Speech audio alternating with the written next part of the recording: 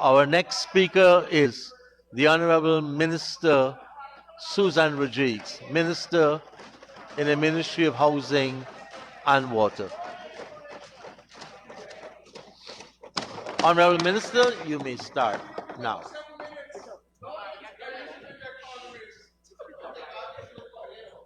Mr. Speaker, I rise to make my contribution to Budget 2025, and I take this opportunity to congratulate the Senior Minister, the Honorable Dr. 𝐁𝐔𝐃𝐆𝐄 and the Ministry of Finance for another phenomenal transformational budget, a budget that will guarantee a secure, prosperous, and sustainable Guyana. Mr. Speaker, I am a young female professional who is still fairly new to politics. I come from a family, a working class family, a grandmother who scrubbed floors and cleaned people's houses for a living, a grandmother who worked in the kitchens of 𝐁𝐔𝐃𝐆𝐄, a restaurant that doesn't exist anymore for the young people who are listening. And I listen to my colleague on the other side of the house disparage people who work honest jobs. Every job has dignity. This is the mindset I want the people at home to see. This is the mindset of the people who make up the members of the opposition. And in 2015, if we go back before, my family, as I mentioned, we started off as a poor family. And through sheer hard work and grit, my parents lifted our family out of poverty through sheer hard work and grit under a People's Progressive Party civic administration. And in 2015, this group of people, sir, that make up the APNU AFC administration went to the young people who had mostly grown up under a PPP government and said to them, we will give you a good life. We will deliver a good life for you. And Mr. Speaker, immediately after assuming government, we had buyer's remorse. We saw immediately the destructive nature of the APNU AFC. We saw immediately how they destroyed the economy. They sent home 7,000 sugar workers, putting them and their families, 28,000 people, on the breadline, and they come here to feign concern for poor people. They sent home 2,000 CSOs, putting those young Amerindian people out of a living. Their idea of job creation, former President Granger said they must go and make guava cheese and plantain chips. That is the truth. That is the truth. Where was the outrage?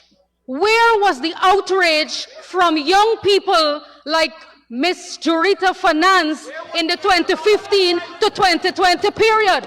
Where was her voice? Where was the voice of all of the people who make up the members of the opposition when they were wreaking havoc on this country, when people couldn't find jobs, when people were sent to the breadline, when the private sector were closing businesses? There was no interest in this country. There was no demand created for people to open new businesses. Where was the support for small businesses when they slashed the grant for the small businesses? Where was their concern then?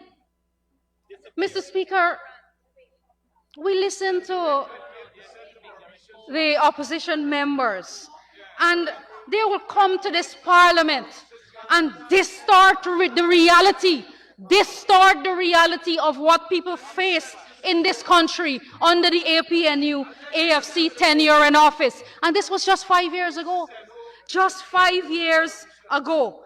And young people, and I'm so disappointed that young people like Jurita Finance would come to this house and make excuses for the APNU AFC. And that's why the young people at home who once thought that they could have given them a chance, I hope that they are seeing, I hope that they saw the destruction of the economy during those 5 years. They broke all their promises to the young people. They broke their promises to all the people of Guyana. They broke their promises to the farmers. They said rice is private business.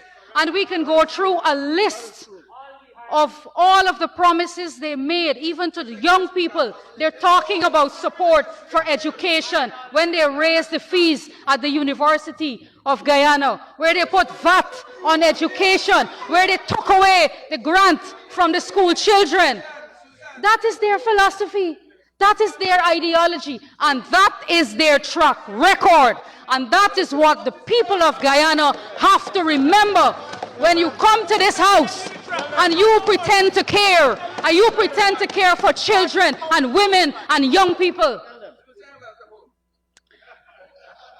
Even my honorable member recently contested for the chairmanship of her party, and she lost.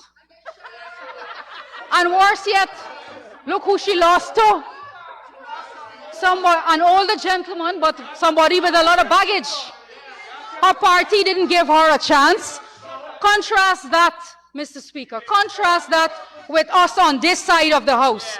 Recently, a seat became vacant in this National Assembly with the resignation of Honorable Dharam Siraj. And who did we replace him with? A young, vibrant, a young, hard-working man, Member of Parliament Suresh Singh. This is how we treat young people on this side of the House. We reward them, we recognize their hard work and their contribution that they have to make, and we've given him a seat. We have other young people, young women like Sarah Brown, young, hard-working Amerindian woman who works hard, fight hard for the rights of Amerindian people. She sits in this house as a young member of Parliament. That is our track record. That is our inclusivity of young people and women.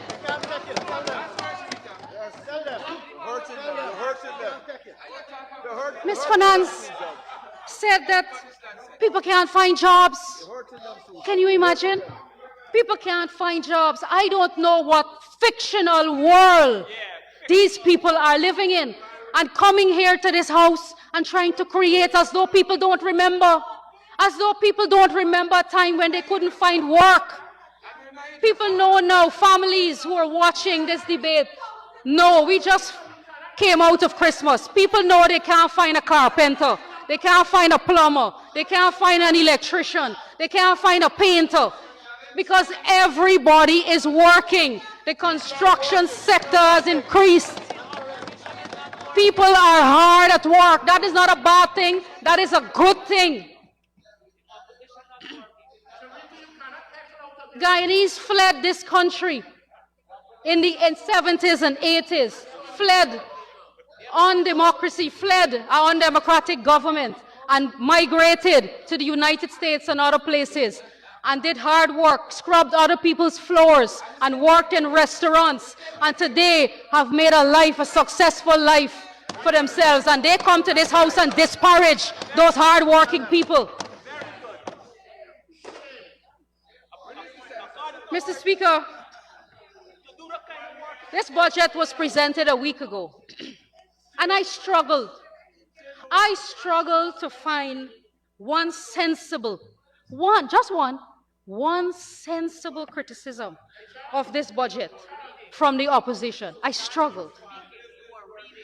But Ms. Finance will come to this house and tell you that this budget has nothing. It has nothing for nobody. That is the criticism that they will come to this house.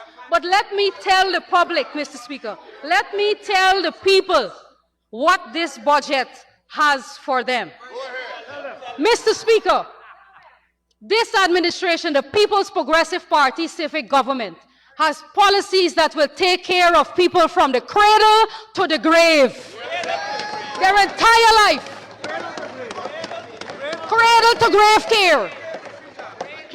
From the time you are born, every Guyanese mother will be given $100,000, compliments of the government of Guyana. First time ever. From the time they start,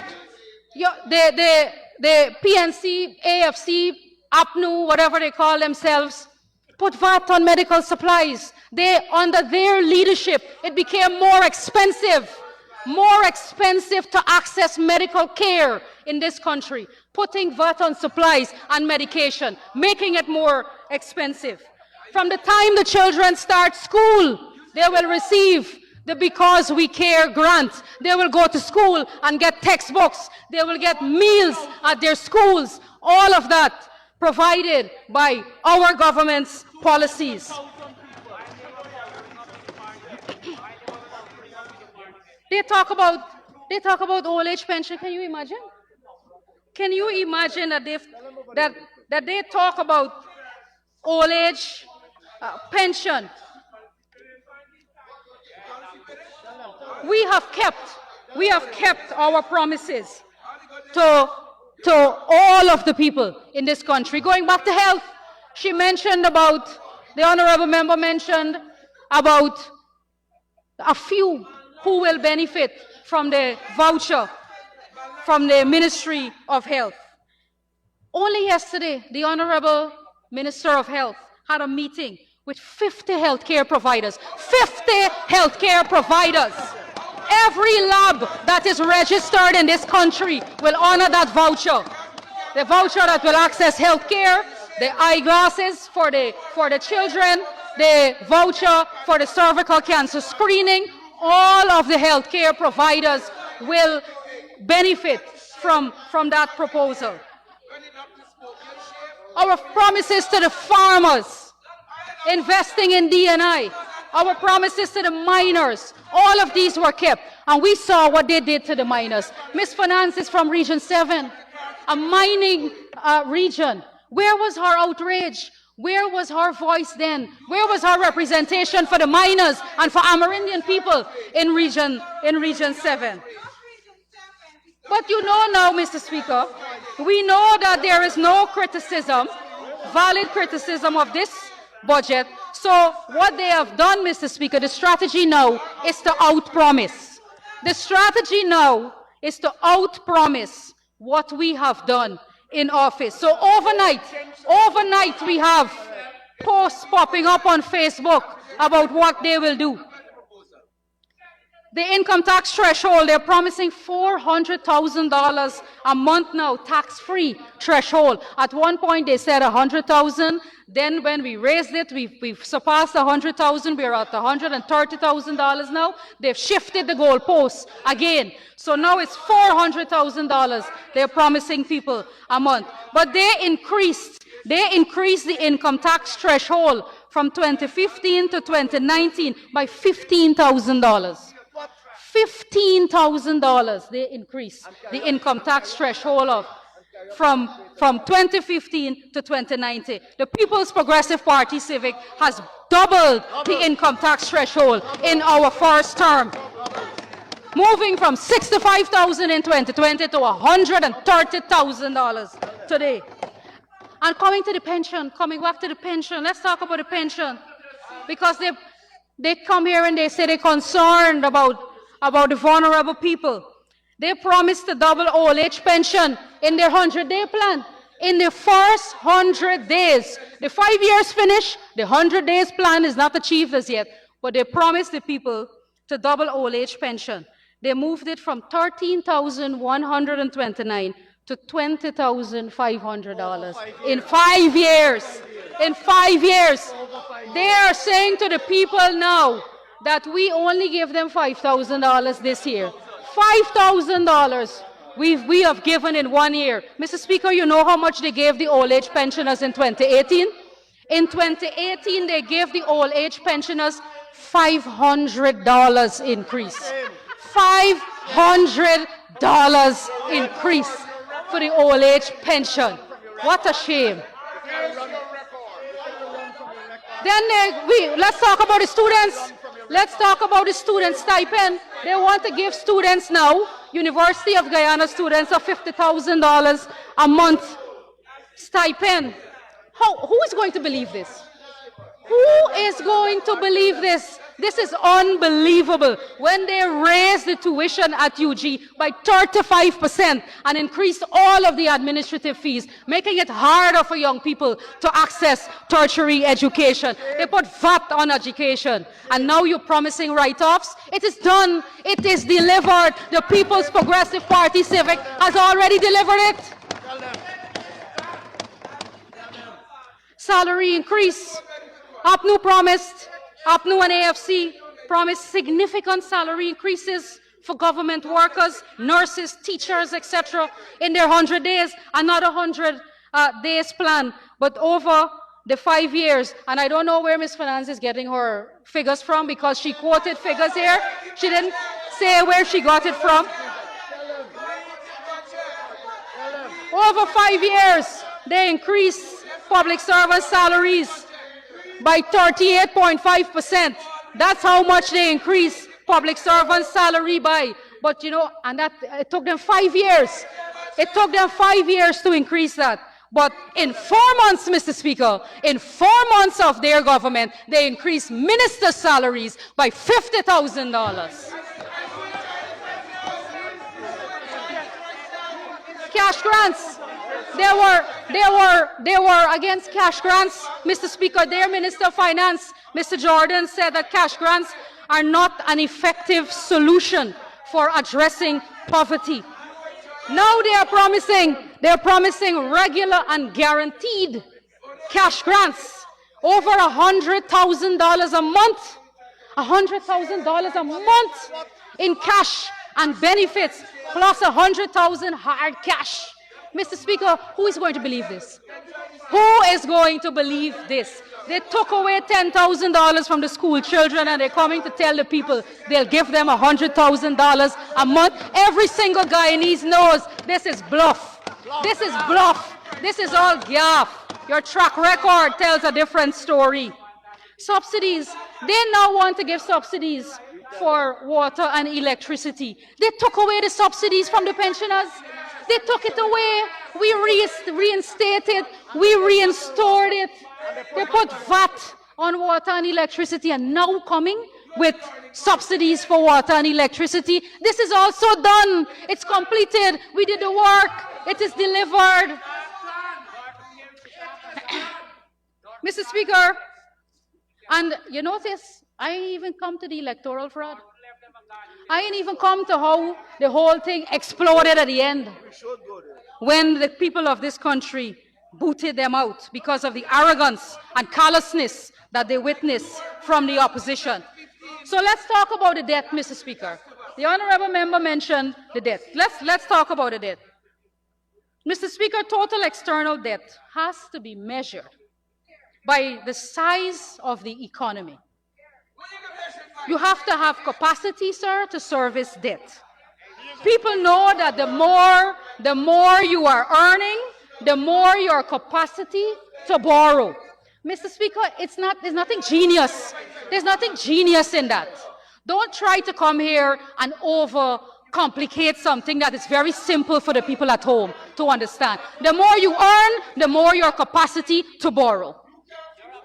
What should people do, Mr. Speaker? What should we do? Should we tell the people, let's save the money, save all of the money, do not build the roads, do not build a bridge across the new Demerara River. We should wait until we have the cash to do it, while people continue to suffer and spend time in traffic. We shouldn't build the bridge across the Wisma River. We should leave the Londoners to punish there. We should let people continue to suffer in blackouts. We shouldn't build the gas to energy project. Is that what they want? Is that their strategy, Mr. Speaker? Don't do anything? Well, that is characteristic of them. They did nothing in their 5 years. The ratio of public debt to GDP, Mr. Speaker, decreased from 47.4% in 2020 to 24.3% in 2024, the second lowest debt to GDP in the Western Hemisphere. That is a fact. Debt service to government revenue was 8.5% in 2020. By the end of 2024, it has fallen to 5.2%. This is prudent management, Mr. Speaker, prudent management. Mr. Speaker, they don't want us to compare 2015 to 2020 or 2025. So I'll do them a favor. I will compare 1992. I will compare 1992 to today. In 1992, sir, we were using 100% revenue to service debt, Mr. Speaker. That is the economy that the PNC left for us, a bankrupt economy. And the PPPC brought us through that period, through that difficult period, with prudent management. We brought this country back to a period of surplus, a place where we have surplus from dire economic straits that the PNC government left us in 1992. Are you telling people they should not go to the bank to access a mortgage to build their homes? Is this what they're telling the people? Why are they scaring people? Why are they trying to frighten people about debt? This is a grave disservice, Mr. Speaker, to their supporters and to everyone who is watching. The external debt in 1992 was $2.1 billion. 1992, Mr. Speaker. Today, you said you don't want us to compare your period. So we're comparing from 1992. $2.1 billion external debt. The external debt today is almost the same. In an oil economy, it is $2.2 billion. We were one of the poorest countries then. We had no capacity to service debt. Today, we are in a stronger financial position to service debt. It is nothing to be afraid of. It is how we are building the economy and building the infrastructure for the future. They racked up that debt of $2 billion, Mr. Speaker, in 1992 with nothing to show for it. Nothing. No roads, no schools, no hospitals. An impoverished country. All the people were poor. People were fleeing this country, migrating from economic hardships. That is the devastated position that we were left in 1992. Today, with the spending that we're doing, including borrowing, you can point every community that you go in to this country, you can point to all the schools, the hospitals, the roads, the bridges, everything built by the People's Progressive Party civic government. In the coast, in the hinterland, everything built. What did APNU build? One thing that lasted. What is one thing that you built that lasted? Nothing. What is one thing that you built that created value for people?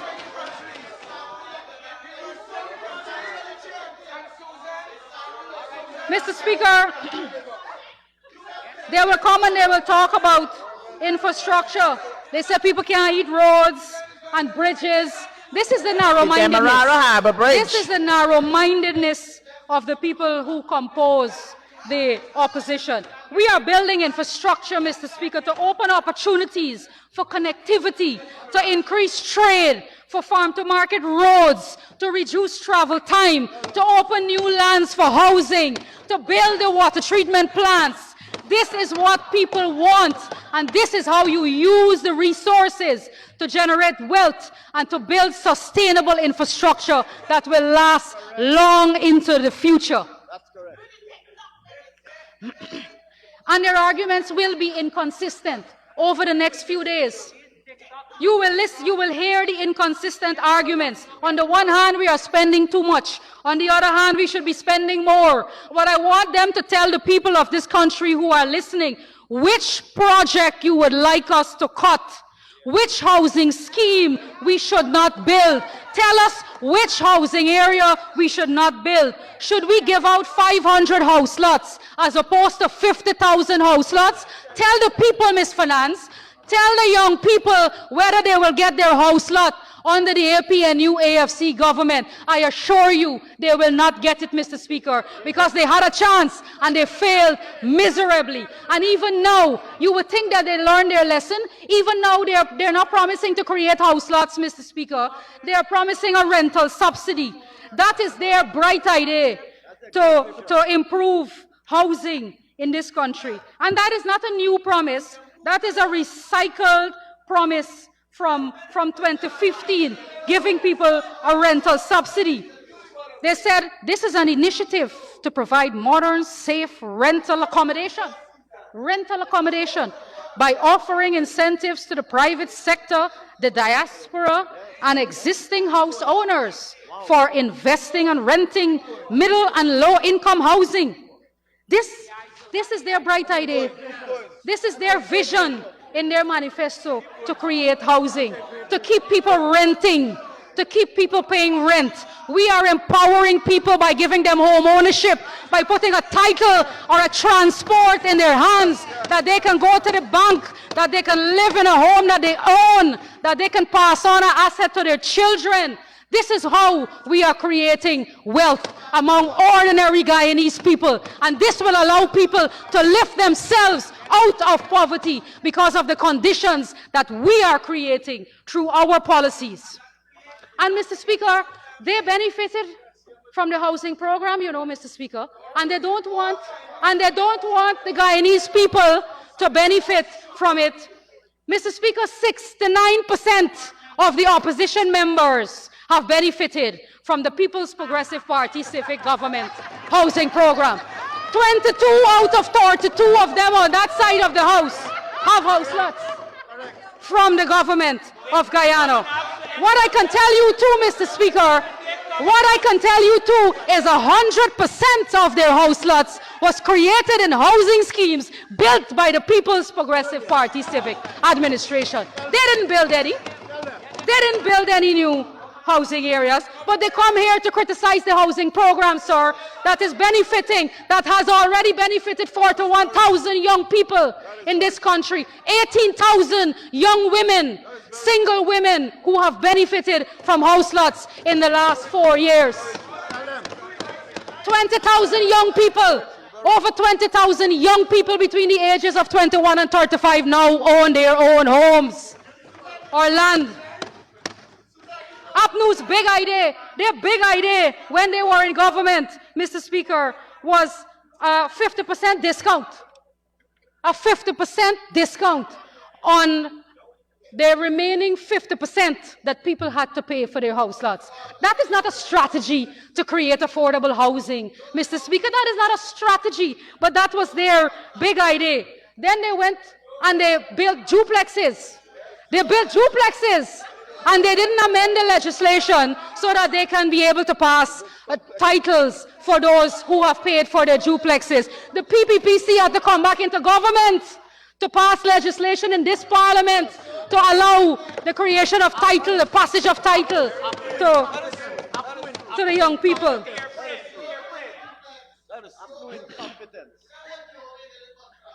We have continued to invest, Mr. Speaker, in support infrastructure in existing and new housing areas. Mr. Speaker, these are former cane fields that we are converting from swamp in certain places that we have to build up and sand-filling canals and creating land so that people can occupy their house lots. This takes time, Mr. Speaker, but it is happening, and people every day, ordinary Guyanese every day, are going to access their house lots and to build their homes. And Mr. Speaker, today it costs about $5 million to create a single house lot. And when a low-income family comes to pay for that house lot and pays $300,000, that is only 6% of the cost of that house lot. It is 94% subsidized by the government.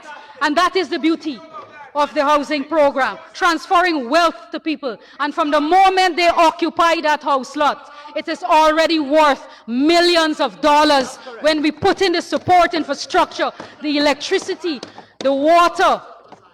They can go to the bank and leverage the value of that house lot. We have further promoted home ownership through our housing construction drive, with 2,000 homes already completed across all income brackets. We've provided over 1,600 steel and cement subsidies to families for them to start building their homes. We have built already 129 core homes where beneficiaries have only paid $100,000 and they have a core home that they can start to build their lives with. Our target is to build 298 of these, Mr. Speaker.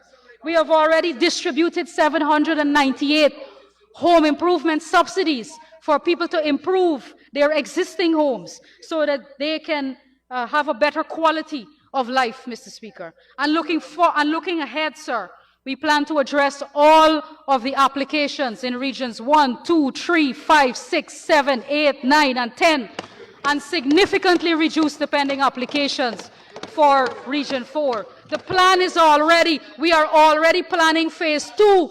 We are already moving on to planning for 2026 and 2027 of how we will deliver another 30,000 house lots to the pending applicants, so the young people can look forward to that.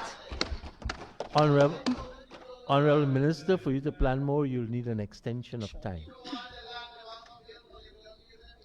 Mr. Speaker, on behalf of the honourable member, I wish to ask that we should be given the 5 minutes extension as agreed to between the chief whips.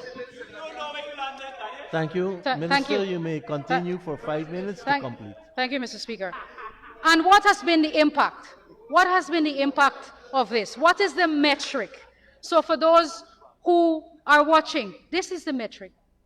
We have seen the growth in the construction sector, growth of 30.8%, Mr. Speaker. We've seen mortgage and real estate loans grow by 71.9% over the last 4 years. This is ordinary people. These are Guyanese who are going to the bank, who are accessing mortgages, who are building their homes. This is what is driving the increase in the construction sector, not rental subsidies. Rental subsidies don't increase housing or provide affordable housing to people.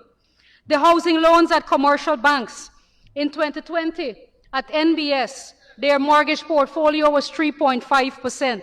For the year 2024, they have already disbursed over $16 billion. In 1 year, Mr. Speaker. This is Guyanese, regular Guyanese men and women who are approaching the banks with confidence and accessing a mortgage and building their home, their first property, something that will give them tremendous pride and security as they build a life for themselves and their families. In July 2020, comparing another bank, GBTI, $6.2 billion. Today, $18.6 billion for mortgages processed in 2024. Additionally, savings deposits held by individuals grew by 67.5% between 2020 and 2024. How much did it grow on the APNU? 1%. 1.4% increase in savings. In savings for 5 years. That is the results of your performance in government. People could only save 1%. This is the truth. Private sector credit increased by 19.8% in 2024, with a cumulative increase of 73.4%, only possible in a stable country with sound economic policies. Mr. Speaker, water.